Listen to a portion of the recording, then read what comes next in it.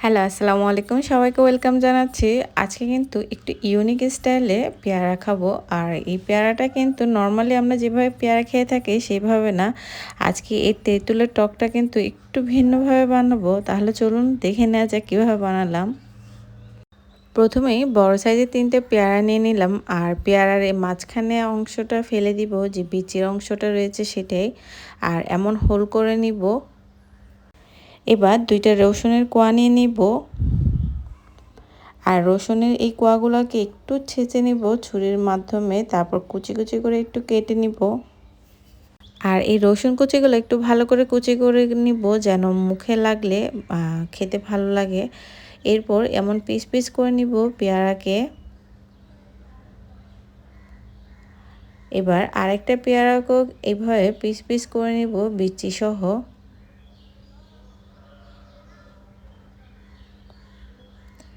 এবার কেটে নিলাম 2টা কাঁচামরিচ কুচি করে, আর কেটে নিলাম ধনেপাতা কুচি। এবার ভিজিয়ে রাখা তেঁতুলগুলো থেকে এর বিচিগুলোয় ফেলে দিব। এবার তেঁতুলের এই রসটার সাথেই আমি কিছু উপকরণ মিক্স করে নিলাম। প্রথমে দিয়ে দিলাম লবণ, এরপর দিয়ে দিলাম বিট লবণ। এখন দিয়ে দিব চিনি। আর চিনিটা কিন্তু যে যতটুকু মিষ্টি খায় ততটুকুই দিতে পারে। এখন অ্যাড করে দিব লাল মরিচ। আর ঝালটা কিন্তু যার যার প্রেফারেন্স অনুসারে দিতে পারে।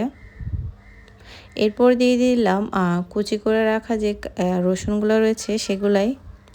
আসলে এখানে রসুনের কিন্তু খুব একটা স্ট্রং ফ্লেভার আসবে, আর এটাই কিন্তু যে পেয়ারার টেস্ট রয়েছে সেটা কিন্তু অনেকখানি চেঞ্জ করে দিবে, কারণ এই সসটা দিয়ে খেতে কিন্তু খুবই দারুণ লাগে পেয়ারা। এরপরে অ্যাড করে দিব শুকনো মরিচের গুঁড়া, কাঁচামরিচ কুচি আর গন্ধরাজ লেবুর রস। আর দিয়ে দিব কেটে রাখা ধনেপাতা কুচি। এবার সব কিছু খুব ভালোভাবে একসাথে মিক্স করে নিব।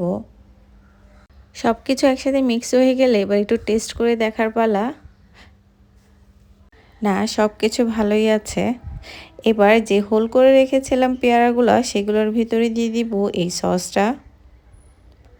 আসলে এটা সসও বলতে পারেন, আবার চাইলে তেঁতুলের রসও বলতে পারেন, দুইটাই বলা যেতে পারে, কিন্তু খেতে কিন্তু দারুণ। আর এই তো এইভাবেই কিন্তু আমি পরিবেশন করে নিলাম। খুব চটজলদি কিন্তু হয়ে যায়, কোনো ভেজাল নেই, বাট খেতে কিন্তু খুবই মজা। আপনারা কিন্তু বাসায় চাইলে ট্রাই করে দেখতে পারেন। আশা করি খেতে কিন্তু ভালোই লাগবে, কারণ এটা এতটা টেস্টি। আর এই যেভাবে ডিপ করে খেতেও কিন্তু ভালো লাগে।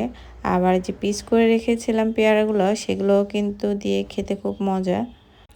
আর সবাইকে অনেক অনেক ধন্যবাদ এতক্ষণ আমার সাথে থাকার জন্য। ভালো থাকবেন। আল্লাহ হাফেজ।